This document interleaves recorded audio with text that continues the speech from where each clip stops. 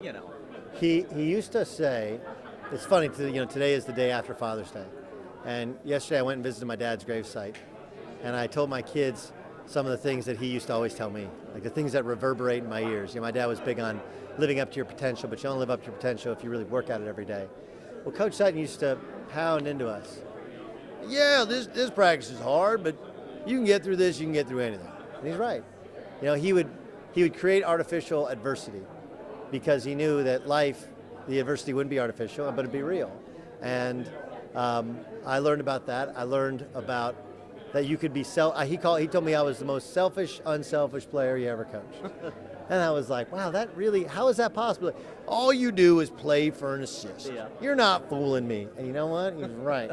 He was right. So I learned about being unselfish and in an unselfish manner. And I learned about truly pushing through any sort of adversity, and that whether it's running 5 miles at 5 in the morning or running at 6 in the morning or getting through one of his practices, if that's the toughest part of your life, and you look at how glowingly you think of it, the next time you see adversity, you approach it the exact same way. That, hey, if I get through it, I'm going to really, really enjoy it and appreciate kind of the grind. And so it's interesting. In my career, and I'll share a little bit tonight, I tell people to pray for snow.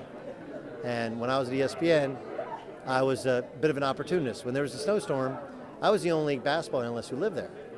And so it'd be a snowstorm, I'd go knock on doors at SportsCenter, knock on doors at ESPN News or the games. Hey, Jay Billis can't get here, Dick Vitale can't get here. This guy's already here. And eventually I got opportunities and I took advantage of it.